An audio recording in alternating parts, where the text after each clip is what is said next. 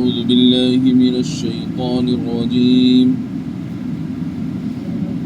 بسم الله الرحمن الرحيم سبح اسم ربك الأعلى الذي خلق فسوى والذي قدر فهدى والذي أخرج المرعى فجعله غثاء أحوى سنقرئك فلا تنسى إلا ما شاء الله إنه يعلم الجهر وما يخفى صدق الله العظيم سبح اسم ربك الأعلى باقی بیان کر اپنے سب سے برتر و بالا پروردگار کے نام کی الذی خلق فسوى جس نے بنایا پس ٹھیک بنایا والذی قدر فہدى اور جس نے اس کی زندگی کے لیے اندازہ کیا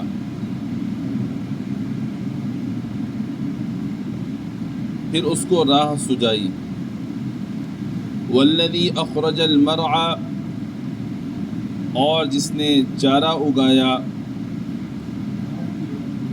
فجعلہ غثاء احوى بس اس کو سیاہ کوڑا کر دیا.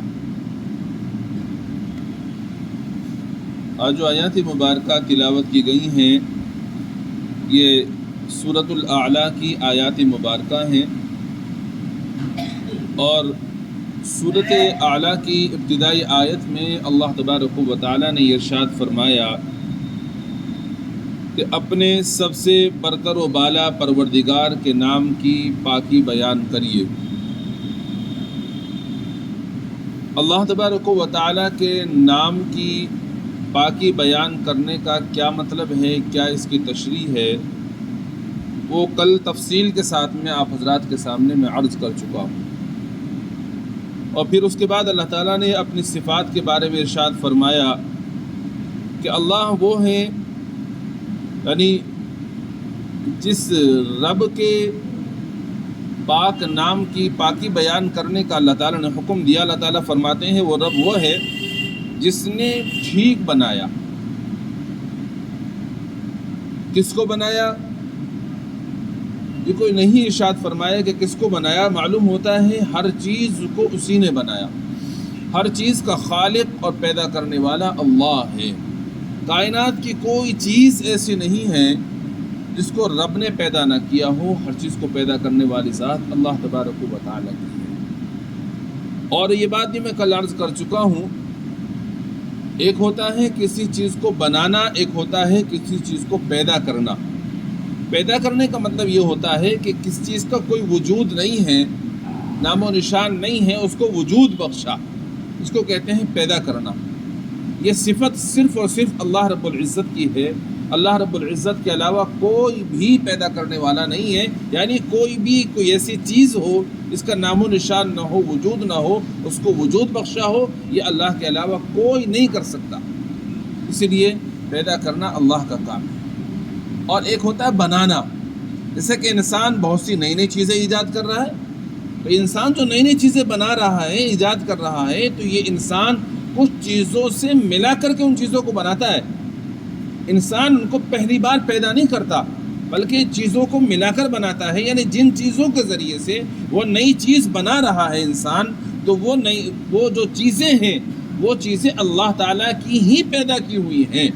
لہذا پیدا کرنے والا اللہ ہی ہے.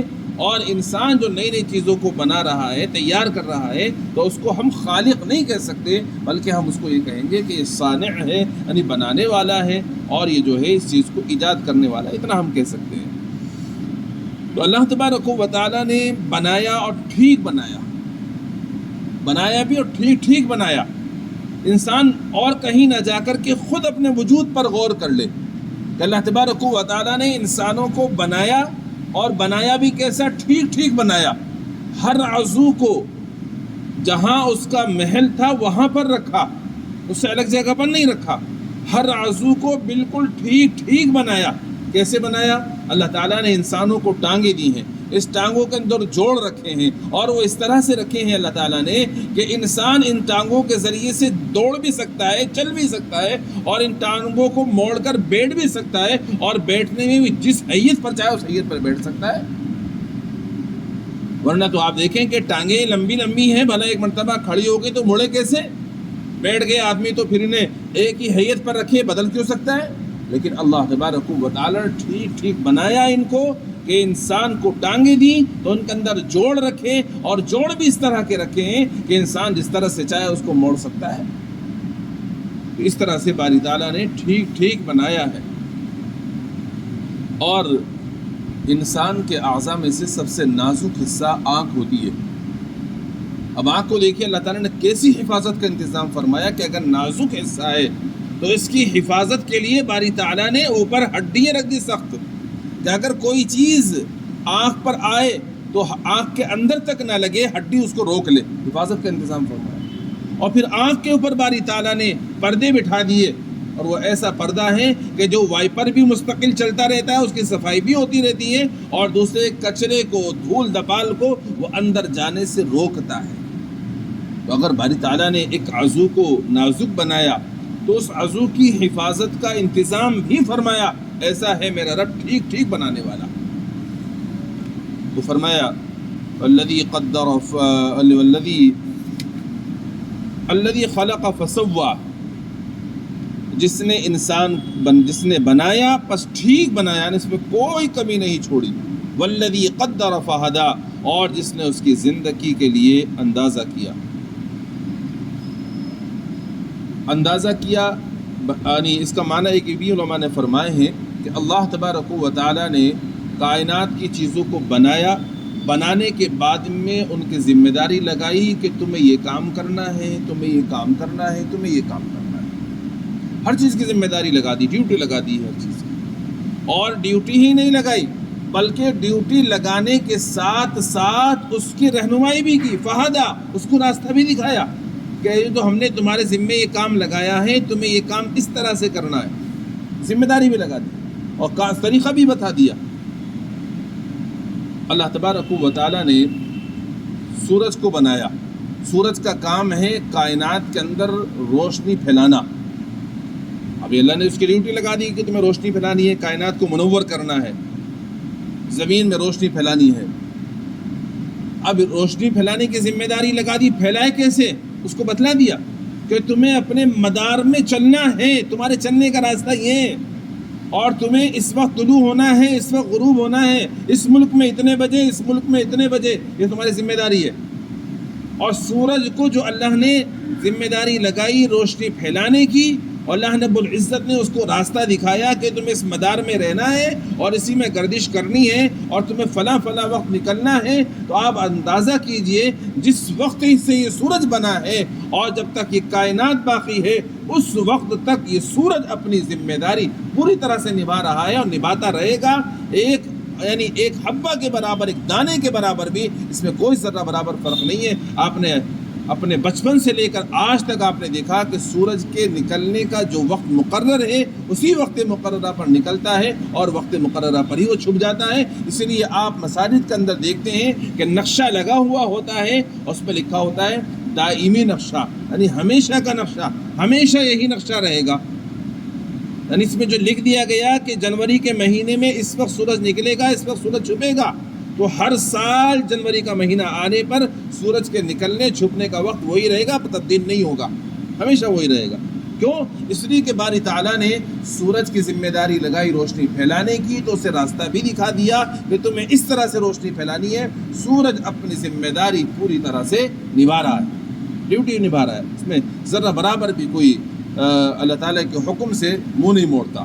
اور کیسے موڑے؟ اللہ تعالیٰ نے جب زمین اور آسمان کو بنایا تو حکم دیا کہ تم یا تو خوشی خوشی ہمارا حکم مان لو یا مجبوراً مان لو، ماننا تو پڑے گا۔ انہوں نے کہا ٹھیک ہے باری تعالیٰ، ہم تو خوشی خوشی آپ کا حکم مانتے ہیں۔ جب انہوں نے قبول کر لیا اللہ کا حکم ماننے کے لیے تو وہ اس کو نبھا رہے ہیں، اس کو پورا کر رہے ہیں۔ اللہ رب العزت نے جتنی بھی کائنات میں مخلوق ہیں ان تمام مخلوقات میں ہر ایک کو پیدا کر کے اس کو بتا دیا کہ تمہیں کس لیے پیدا کیا، اور ساتھ ساتھ یہ بھی بتا دیا کہ تمہیں جو ہم نے ذمہ داری لگائی ہے اس کو اس طرح سے پورا کرنا ہے۔ تو آپ دیکھیں کہ کائنات کی ہر مخلوق اللہ تبارک و تعالیٰ نے اس مقصد کے تحت اس کو پیدا فرمایا، اس کو پورا کر رہی ہے، اس میں ذرہ برابر منہ نہیں موڑتی۔ اور اسی مخلوق میں یہ حضرت انسان بھی ہے، انسان کو بھی اللہ رب العزت نے پیدا فرمایا، اور ان کو بھی بتا دیا کہ ہم نے جو تمہیں پیدا فرمایا، پیدا فرما کر ہمارا مقصد یہ ہے کہ تم ہماری بندگی کرو۔ وما خلقت الجن والانس الا لیعبدون، کہ ہم نے جنات اور انسانوں کو اپنی بندگی کے لیے پیدا فرمایا۔ اب بہت سے کام تو ایسے ہیں کہ جو انسان نہ چاہتے ہوئے بھی کرتا ہے، یعنی مجبوری ہے اس کا کرنا۔ مزے سے بھوک لگتی ہے کھانا کھاتا ہے، مجبوری ہے کھانا کھائے گا، نہ چاہے گا تب بھی کھائے گا۔ وقت نیند آ رہی ہے تو سونا پڑے گا اس کو، نیند پوری ہو گئی تو اٹھے گا، یہ مجبوری ہے اس کی، کر رہا ہے انسان ساری چیزیں۔ کچھ چیزیں ایسی ہیں جو اللہ تعالیٰ نے اس کے ذمہ لگائی ہیں۔ مثلاً اللہ تعالیٰ نے اس کو حکم دیا کہ دن میں تمہیں 5 وقت کی نماز پڑھنی ہے، سال میں 1 مہینے کے تمہیں روزے رکھنے ہیں، اور سال میں 1 مرتبہ تمہیں اپنے مالوں کی زکوٰۃ نکالنی ہے، اور تمہیں زندگی میں 1 مرتبہ خانہ کعبہ کا حج کرنا ہے۔ یہ ذمہ داری اللہ رب العزت نے لگائی ہے۔ اس میں انسان کو اختیار دے دیا کہ تم اگر میرے اس حکم کو پورا کر لو گے تو میں تمہیں اس کے بدلے میں اپنی رضا نصیب کروں گا، تمہیں جنت میں داخل کروں گا، اور اگر تم نہیں پورا کرنا چاہتے مت کرو، تمہیں اختیار ہے، مگر یاد رکھو کہ اگر تم نے میرے حکموں کو پورا نہیں کیا تو میں رب تم سے ناراض ہو جاؤں گا، پھر تمہیں جہنم میں داخل کروں گا۔ تو اب یہاں حضرت انسان پھسل گئے۔ اب یہاں انسان کیا کر رہا ہے؟ انسان اللہ تبارک و تعالیٰ کے حکموں سے منہ موڑ رہا ہے۔ انسان پھر یہاں اللہ کے حکموں کو پورا نہیں کر رہا۔ نمازیں دیکھیے پڑھنے والے کتنے لوگ ہیں؟ چند ہی لوگ ہیں۔ اگر فیصد لگایا جائے تو آج کے زمانے میں مسجد کے اطراف کی آبادی کو دیکھ کر نمازیوں کی تعداد کا فیصد لگائیں تو 10% آدمی نماز پڑھ رہا ہوگا مشکل سے۔ کہاں نماز پڑھ رہے ہیں لوگ؟ اور باقی حال روزے کا، زکوٰۃ کا، حج کا، وہ سب ہے ہی آپ کے سامنے، آپ سب جانتے ہیں۔ تو اللہ تعالیٰ نے اور دیگر مخلوقات کی ذمہ داری لگائی، ڈیوٹی لگائی کہ تمہیں یہ کام کرنا ہے، اس کا راستہ اس کو سجھا دیا، بتلا دیا۔ تمام مخلوقات اپنی ذمہ داری نبھا رہی ہیں، لیکن یہ انسان جس کو اللہ تعالیٰ نے مخلوق یعنی تمام کائنات کا مخدوم بنایا، ہر ایک مخلوق اس کی خدمت پر معمور ہے، مگر یہ انسان کتنا اللہ تعالیٰ کے حکموں کو پورا کرتا ہے وہ تفصیل میں جانے کی ضرورت نہیں ہے۔ ہر آدمی اپنے اوپر غور کر لے کہ میں صبح سے شام تک کتنی اللہ تعالیٰ کی حکم کی اطاعت کر رہا ہوں اور کتنے سے منہ موڑ رہا ہوں۔ خود ہر آدمی اپنے اوپر غور کر لے تو اس کو اندازہ ہوگا کہ اللہ تعالیٰ نے جو دیگر مخلوقات پیدا فرمائی ہیں، جن کو عقل و شعور تو دیا لیکن اتنا نہیں دیا جتنا انسان کو دیا۔ کامل اور مکمل عقل والا انسان ہے، لیکن اس کے باوجود یہ انسان اللہ کے حکموں سے وہ منہ موڑ رہا ہے، روگردانی کر رہا ہے۔ یہ اللہ تعالیٰ نے ارشاد فرمایا والذی قدر فہدی، اور جس نے اس کی زندگی کے لیے اندازہ کیا، یعنی زندگی کے اسباب مہیا کیے، پھر اس کو راہ سجائی، یعنی عقل تام دی جس سے وہ اپنی دنیاوی ضرورتیں پوری کرنے لگا۔ اب دیکھیں نا، چھوٹا سا بچہ پیدا ہوتا ہے، اب پیدا ہونے کے بعد اس کو غذا چاہیے، کھانا تو چاہیے اس کو۔ اب غذا کے لیے وہ کیسے کھائے گا؟ معصوم سا بچہ ہے، اب وہ اسے سجھا دیا کہ تیری غذا تیری ماں کی چھاتیوں کے اندر ہے، اور تجھے ماں کی چھاتی کا نپل اپنے منہ میں لے کر کے ہلکے ہلکے دبانا ہے، جب دبائے گا تو تجھے غذا مل جائے گی۔ اب دیکھیں نا، چھوٹا سا بچہ ہے، وہ ماں کی چھاتی کو اپنے منہ میں لیتا ہے، منہ میں لے کر منہ چلاتا ہے۔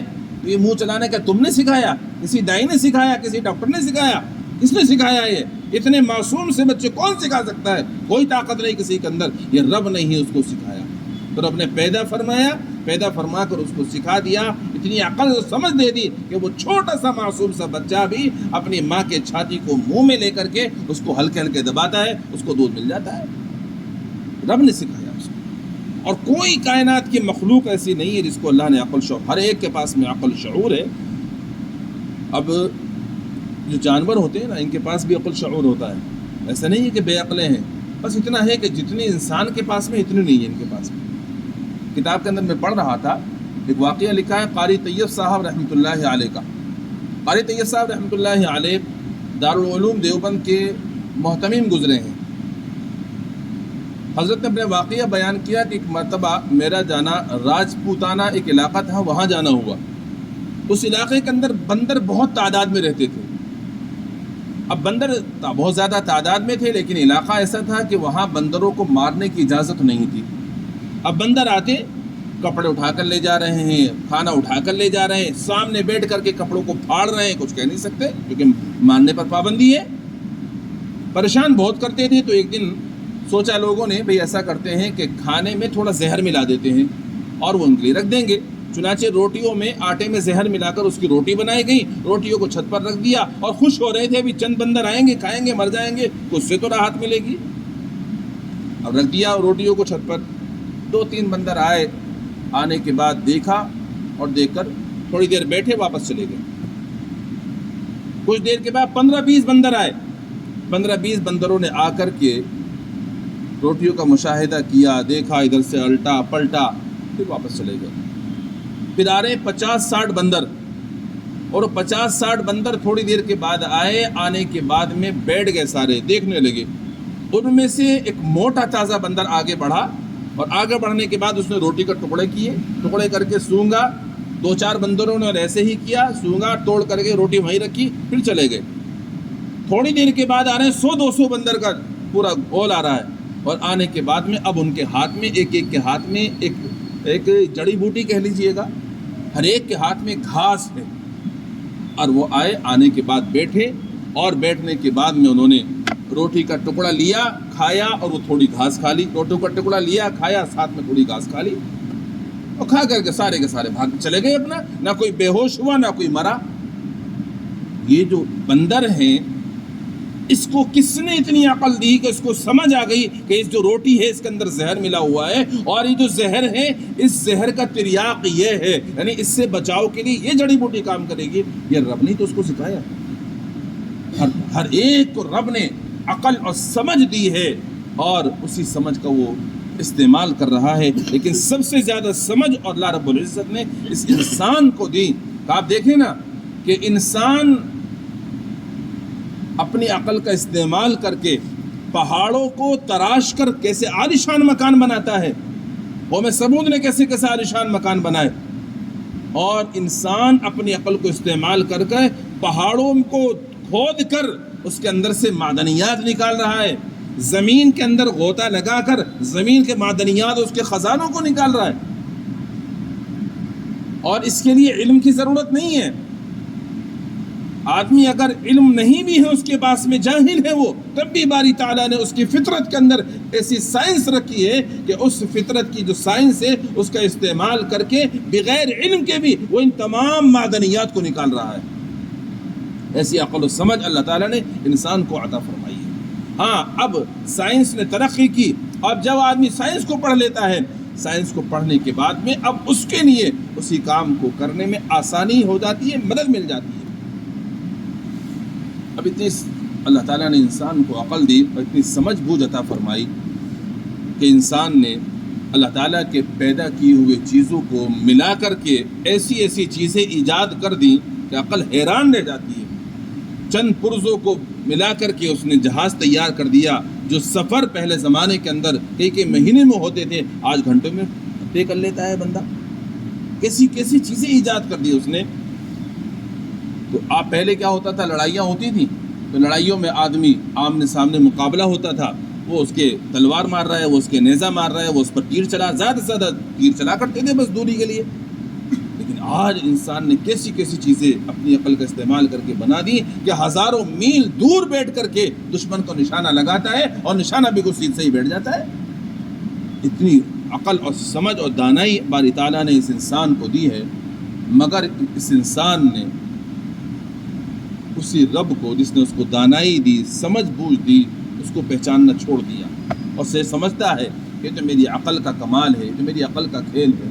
وہ بھول جاتا ہے کہ جس رب نے اس کو پیدا کیا وہی رب اس کو کام بھی بتا رہا ہے، وہی رب اس کو رہنمائی بھی کر رہا ہے، راستہ بھی دکھا رہا ہے، اس کو بھول جاتا ہے۔ کاش وہ اس کو یاد رکھتا تو یاد رکھنے کے بعد اس کے لیے رب تعالیٰ کے احکام پر عمل کرنا آسان ہو جاتا۔ تو فرمایا رب وہ ہیں جس نے اس کی زندگی کے لیے اندازہ کیا، یعنی اسباب مہیا کیے، فہدا پھر اس کو راہ سجائی، یعنی عقل تان دی جس سے وہ اپنی دنیاوی ضرورتیں پوری کرنے لگا۔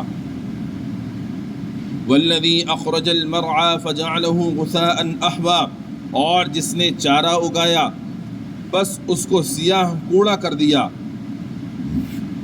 یعنی زمین میں آپ دیکھتے ہیں ایک وقت ایسا آتا ہے کہ ہریالی ہے، اور ہریالی کو دیکھ کر کے انسان بڑا خوش ہوتا ہے، یہ منظر بڑا اچھا لگتا ہے، لیکن وہ ہریالی ہمیشہ نہیں رہتی۔ ایک وقت ایسا آتا ہے کہ وہ ہریالی ختم ہو جاتی ہے اور وہ بالکل سیاہ ہو کر کے کوڑے میں تبدیل ہو جاتی ہے۔ اللہ تعالیٰ نے جو یہ بات ارشاد فرمائی ہے، بات ارشاد فرما کر اپنے بندوں کو سمجھانا چاہتے ہیں، میرے بندے یہ تیری جو طاقت ہے، قوت ہے، جوانی ہے، عقل و شعور ہے، یہ سدا بہار نہیں ہے، یہ بھی ختم ہو جائے گی۔ جس طرح گھاس ہری بھری اچھی لگ رہی تھی تجھے، لیکن وہ ہری بھری گھاس ایک دن کالی سیاہ ہو کر کوڑا بن گئی، اسی طرح سے یہ تیری جوانی ہے جس پر تو ناز کر رہا ہے، یہ تیرے پاس طاقت اور قوت ہے جس پر تجھے بڑا گھمنڈ فخر اور ناز ہے، یہ تیری جوانی، یہ تیری طاقت، یہ تیری قوت، یہ ہمیشہ باقی رہنے والی نہیں ہے، ایک دن ایسا آنے والا یہ بھی ختم ہو جائے گی۔ کل نفس ذائقۃ الموت، ہر نفس کو موت کا مزہ چکھنا ہے، کوئی ایسا نہیں ہے کہ جس کو موت سے واسطہ نہ پڑے۔ جب تجھے معلوم ہے کہ یہ تیری جوانی، یہ تیری طاقت، یہ قوت، یہ عہدے سدا بہار نہیں رہیں گے، تو پھر اکڑ اور ناز کس چیز پر کر رہا ہے؟ تجھے چاہیے کہ تو اپنے پالنے والے کی حکموں کے مطابق زندگی گزارے، اسی میں تیری کامیابی، اسی میں تیری کامرانی ہے۔ تو فرمایا والذی اخرج المرعى فجعله غثاء احوا، جس نے چارہ اگایا اور اس کو سیاہ کوڑا کر دیا، یعنی جو جس طرح سے اس گھاس کا انجام ہوا، یہی انجام ہر ایک انسان کا ہونے والا ہے۔ اگر انسان چاہتا ہے کہ میں کامیاب ہو جاؤں تو اس کے لیے اس کو چاہیے کہ اللہ تبارک و تعالیٰ کے احکام کے مطابق زندگی گزارے۔ اب اللہ تعالیٰ کے احکام کیا ہیں، اللہ کی منشا اور مرضی کیا ہے؟ اللہ تعالیٰ کی مرضی اور منشا پتہ لگے گی قرآن سے۔ قرآن میں اللہ تعالیٰ نے بتایا کہ میری مرضی یہ ہے، میری منشا یہ ہے، میرا حکم یہ ہے، اور میری ناراضگی اس میں ہے۔ ساری باتیں قرآن میں ہیں، لہٰذا قرآن پڑھو گے تبھی تمہیں پتہ لگے گا رب کا حکم کیا ہے، قرآن پڑھو گے تبھی تمہیں پتہ لگے گا حلال و حرام کیا ہے۔ لہٰذا قرآن پڑھو، اور یہ قرآن اللہ کا ایسا کلام ہے جس کو اس نے اپنے پیغمبر حضرت محمد مصطفیٰ صلی اللہ تعالیٰ علیہ وآلہ وسلم پر اتارا، اور جس وقت یہ قرآن آپ پر اترا آپ کی شان یہ تھی کہ آپ ساتھ ساتھ پڑھا کرتے تھے، لیکن اللہ نے فرمایا آپ نبی جی ساتھ ساتھ مت پڑھیے، ایک تو آپ سن رہے ہیں پھر پڑھ رہے ہیں، آپ کو تکلیف ہوگی، لہٰذا آپ پڑھیے مت، اب اس کو آپ کے دل میں جمانا، محفوظ کرنا، یہ ہمارا کام ہے، ہم اس کو محفوظ کریں گے۔ فرمایا سنقرئک فلا تنسا، اب آپ پڑھیں گے ہم آپ کو بس نہیں بھولیں گے، اور ہم آپ کو پڑھائیں گے بس آپ کو بھولیں گے نہیں۔ یعنی یہ قرآن آپ سن رہے ہیں جبریل امین سے، آپ اس کو ساتھ ساتھ مت پڑھیے اس ڈر سے کہ میں اگر نہیں پڑھوں گا تو بھول جاؤں گا، مت پڑھیے۔ جہاں تک تعلق ہے کہ آپ بھول جائیں گے، ہم بھولنے نہیں دیں گے، ہم یاد رکھوائیں گے اس کو۔ الا ما شاء اللہ، مگر جو اللہ تعالیٰ بھلانا چاہے، ہم بھولنے نہیں دیں گے قرآن کو، مگر اللہ ہی اگر چاہے بھلانا تو بات الگ ہے۔ قرآن کریم کے اندر بہت سے آیات ایسی ہیں جو منسوخ ہوئیں، یعنی نبی کریم صلی اللہ تعالیٰ علیہ وآلہ وسلم پر ایک حکم نازل ہوا، پھر اس کے بعد میں وہ حکم منسوخ ہو گیا، تو اللہ تعالیٰ نے آپ کو بھلا دیا، جو صحابہ کو آپ نے پڑھ کر سنایا تھا ان کو بھی بھلا دیا، وہ بھی بھول گئے۔ اس لیے فرمایا کہ اور ہم آپ کو پڑھائیں گے پس آپ بھولیں گے نہیں، مگر جو اللہ بھلانا چاہے۔ آپ بھولیں گے نہیں، ہم اس کو یاد کرا دیں گے۔ آپ کو جانتے ہیں کہ آپ علیہ الصلاۃ والسلام نہ پڑھنا جانتے تھے نہ لکھنا جانتے تھے، مگر جب جبریل امین قرآن لے کر اترتے آپ اس کو سنتے، سننے کے فوراً بعد آپ صحابہ کو پڑھ کر سناتے، بڑی بڑی لمبی لمبی صورتیں بھی نازل ہوئی، آپ نے صحابہ کو پڑھ کر سنایا اور صحابہ نے سن کر کے پھر اس کو لکھا بھی۔ آپ لکھنا نہیں جانتے تھے، آپ نے نہیں لکھا۔ جو لکھنا جانتا ہو وہ سننے کے بعد لکھتا ہے، کہیں میں بھول نہ جاؤں، بعد میں موقع پڑے گا میں لکھا جو ہے میں نے اس کو یاد کر اس کو دیکھ کے میں پڑھ لوں گا۔ لیکن اللہ کے نبی نہ لکھنا جانتے تھے نہ پڑھنا جانتے تھے، اللہ تعالیٰ نے ایسے ہی آپ کو سکھایا اور ایسا آپ نے سیکھا اور پڑھا۔ اللہ تعالیٰ نے فرما دیا بس آپ بھولیں گے نہیں مگر جو اللہ تعالیٰ بھلانا چاہے۔ انہ یعلم الجہر وما یخفی، بلا شبہ وہ زور سے کہی ہوئی بات جانتے ہیں اور جو بات چھپی ہوئی ہو اللہ تعالیٰ اس کو بھی جانتے ہیں۔ اللہ تعالیٰ زور سے جو بات بولتا ہے اس کو بھی جانتا ہے، جو چھپ آہستہ سے بولتا ہے اس کو بھی جانتا ہے، بلکہ اس کی شان تو یہ ہے کہ جو دل میں خیالات آتے ہیں زبان پر نہیں لاتا وہ اس کو بھی جانتا ہے۔ انہ علیم بذات الصدور، اس کے ساتھ تو بہرحال اللہ تعالیٰ نے ہمیں یہ سمجھا دیا، بتلا دیا، اور ہمیں سمجھنا چاہیے کہ اللہ تعالیٰ نے ہر ایک چیز کو پیدا کیا، ٹھیک ٹھیک بنایا، اور پیدا کرنے کے بعد اس کی جو ذمہ داری ہے وہ اس کو بتا دی، اور جو ذمہ داری لگائی ہے اس کے لیے اس کو راستہ بھی دکھا دیا کہ تمہیں ذمہ داری کو کیسے پورا کرنا ہے۔ اور اللہ تعالیٰ نے پھر انسان کو کہ اس کو تمہیں جو کام کرنے ہیں کس طرح سے کرنے ہیں، کیا کرنا ہے کیا نہیں کرنا، اس کے لیے قرآن دیا، اور انسان کو چاہیے کہ قرآن پڑھے، اس کے حکموں کو مطابق زندگی گزارے، اسی میں اس کی کامیابی ہے، اسی میں اس کی کامرانی ہے۔